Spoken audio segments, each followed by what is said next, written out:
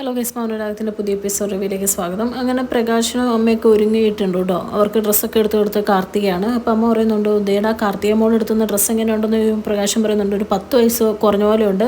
അമ്മേൻ്റെ ഷർട്ട് നോക്കിയത് ബട്ടർഫ്ലൈ ഒക്കെ ഉണ്ട്, കസവും മുണ്ടൊക്കെയാണ് മോൾ എടുത്ത് തന്ന എന്നൊക്കെ പറയുവാണ് കേട്ടോ. എന്നിട്ട് നമ്മുടെ പ്രകാശനം പറയുന്നുണ്ട്, അവിടുത്തെ എല്ലാ മേൽനോട്ടവും എന്നോട് നോക്കണം നമ്മോട് പറഞ്ഞേക്കുന്നത് എന്ന് പറയുമ്പോഴേക്കും പ്രകാശം പറയുന്നുണ്ട്, എനിക്കൊരു 10-25,000 തരും എന്നാണ് പറഞ്ഞേക്കുന്ന സാലറി ആയിട്ട് തന്നെ എന്ന് പറയുമ്പോൾ അമ്മ പറയുന്നുണ്ട്, കാശൊന്നും കിട്ടിയില്ലേ എന്നാ ഇത്രയും നല്ലൊരു ലൈഫല്ലേ കിട്ടിയേക്കുന്നത്, നീ ഒരു സെൽഫി എടുക്കണ പ്രകാശം എന്ന് പറഞ്ഞാൽ സെൽഫിയൊക്കെ എടുക്കുവാണ് കേട്ടോ.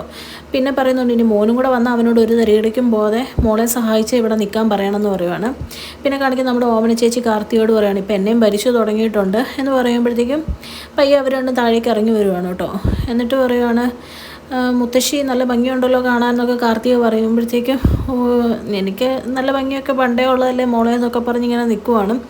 എന്നിട്ട് പറയുന്നുണ്ട്, മോളുടെ കമ്പനിയിലോട്ട് ഇനി വന്ന് എല്ലാം ഒന്ന് നോക്കിയൊക്കെ നടത്തണം എന്നൊക്കെ പറഞ്ഞിട്ട് പറയുകയാണ്. രണ്ടുപേരും കാണാൻ നല്ല ഭംഗിയുണ്ട്, മോളുടെ അമ്മ വരുന്നില്ലെന്ന് മുത്തശ്ശി ചോദിക്കുവാണ് കേട്ടോ. അപ്പോൾ പറയണം, അമ്മയ്ക്ക് അവിടെ ഒത്തിരി തിരക്കാണ്, വരാൻ പറ്റുമല്ലെന്നാണ് പറഞ്ഞേക്കുന്നത് എന്ന് പറയും. അപ്പം നമ്മുടെ മുത്തശ്ശി പറയുന്നുണ്ട്, നാടത്ര കൊള്ളത്തൊന്നുമില്ല മോളെ, ഞാൻ പണ്ട് കുറച്ചാൾ അവിടെ വന്ന് നിന്നിട്ടുണ്ടെന്ന് പറയുമ്പോഴത്തേക്കും പെട്ടെന്ന് പ്രകാശന മുഖം വാടുവാണ് കേട്ടോ. കാർത്തിക് ഇങ്ങനെ ബാക്കി അറിയാൻ വേണ്ടിയിട്ട് മുത്തശ്ശി അവിടെ വന്നിട്ടുണ്ടോ എന്ന് ചോദിക്കുമ്പോഴേക്കും പ്രകാശൻ്റെ മുഖത്തെ മാറ്റം ശ്രദ്ധിച്ചിട്ട് ഭാനുമതി പറയുകയാണ്, അങ്ങനെയല്ല മോളെ, എൻ്റെ അനിയത്തി പ്രസവിക്കാൻ കിടന്ന സമയത്ത് കുറച്ച് നാൾ കൊച്ചിനെയൊക്കെ നോക്കാൻ വേണ്ടി വന്നിട്ടുണ്ട്, ആ നാട് കൊള്ളത്തില്ല, നമ്മുടെ നാട് തന്നെ ഭേദം എന്നൊക്കെ പറയുവാണ്.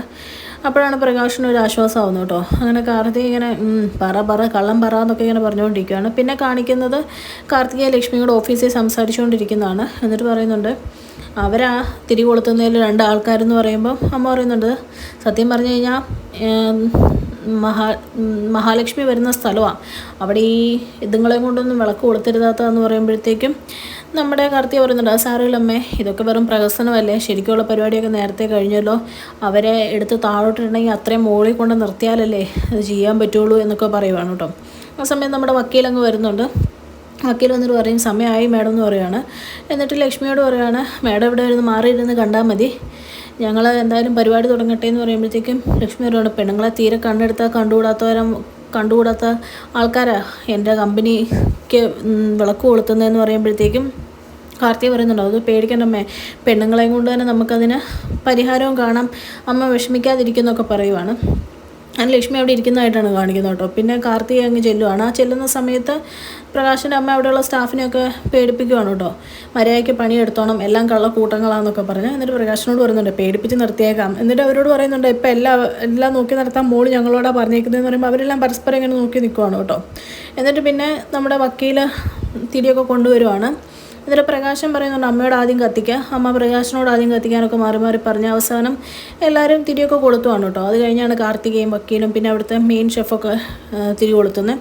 അതൊക്കെ മാറി നിന്ന് ലക്ഷ്മി നോക്കുന്നുണ്ട് കേട്ടോ. ഇതൊക്കെ ആസ്വദിച്ച് മതിമറന്ന് നമ്മുടെ പ്രകാശനും അമ്മയും അങ്ങനെ നിൽക്കുവാണ്. പിന്നെ കാണിക്കുന്ന മനോഹറിനെയാണ്.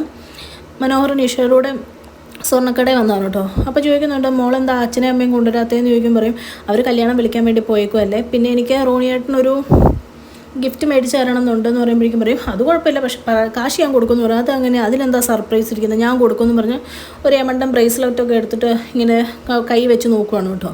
ആ സമയത്താണെങ്കിൽ നമ്മുടെ സോണിയും ഹസ്ബൻഡും കൂടെ അങ്ങോട്ട് വരുവാണ്, ആൽബിയും കൂടെ വരുവാണ്. ഇവരെ കാണുന്നത് മനോഹരാകെ ഞെട്ടുവാണ് കേട്ടോ. അവരുടെ അടുത്തേക്ക് ഓടിച്ചെല്ലും. എന്നിട്ട് പറയും, കുളമാക്കരുതെന്ന് പറയുമ്പോഴേക്കും, ഇതെന്താ പുതിയ പരിപാടി എന്ന് ചോദിക്കുമ്പോഴേക്കും, അല്ല അതൊന്നുമില്ല, എൻ്റെ ഫ്രണ്ടാണ് എന്ന് പറയുമ്പോഴേക്കും അവരിങ്ങനെ കളിയാക്കി പറയും, നിന്നോടൊന്നും മിണ്ടാൻ ഞങ്ങൾക്ക് താല്പര്യമില്ല, നിൻ്റെ പണത്തോടുള്ള ആക്രാന്തം തീരുമല്ലോ, നീ ഒരു കാര്യം ചെയ്യും, രാത്രി വന്ന് ഈ സ്വർണ്ണക്കട മുഴുവൻ അടിച്ചുകൊണ്ട് പോകും, എങ്കിൽ ചിലപ്പം മാറുമായിരിക്കും, ചുമ്മാ പെൺപിള്ളേരുടെ ജീവിതം കളയാതെ എന്ന് പറയുവാണ് കേട്ടോ. അപ്പോഴേക്കും മനോഹർ, ഞാനെന്നാൽ പോവും, അവൾ ശ്രദ്ധിക്കുന്നുണ്ടെന്നും പറഞ്ഞ് കൊളാക്കരുതെന്ന് പറഞ്ഞങ്ങ് പോവാണ് കേട്ടോ. അത് കഴിയുമ്പോഴേക്കും അവിടെ ചെല്ലുമ്പോൾ നിഷ വയ്ക്കും, ഇവർ വന്നു കഴിഞ്ഞപ്പോഴാണല്ലോ എന്തോ ഒരു മാറ്റം, എന്താ ഇവരെ പരിചയപ്പെടുത്താത്തതെന്ന് ചോദിക്കും. പറയും, ഞാൻ കല്യാണത്തിൻ്റെ കാര്യം ആരോടും അങ്ങനെ പറഞ്ഞിട്ടില്ല, ഇവരെൻ്റെ ഒരു ബന്ധുവിൻ്റെ അടുത്താണ് താമസിക്കുന്നത്, ഇനിയിപ്പോൾ ഇവരറിയും, പിന്നെ ആ പുള്ളിക്കാരൻ അമേരിക്കൻ മലയാളികളായതുകൊണ്ട് ബന്ധം നിലനിർത്തണമല്ലോ എന്നോർത്ത് സംസാരിച്ചതാണ്, ഇനി ബന്ധുക്കാരോ ഒന്നും അടുപ്പിക്കാതെ ഞാൻ ഇരിക്കുമായിരുന്നു, ഇനിയിപ്പോൾ കല്യാണം വിളിക്കുമ്പോൾ പിന്നെ ഓരോരുത്തരങ്ങ് വരികയൊക്കെ ചെയ്യും, അതുകൊണ്ടാണെന്ന് പറയുവാണ് കേട്ടോ. അപ്പോൾ ബന്ധുക്കളെ അടുപ്പിക്കാൻ താല്പര്യമില്ലാത്തതുകൊണ്ട് നിഷയും കൂടുതലൊന്നും ചോദിക്കുന്നില്ല.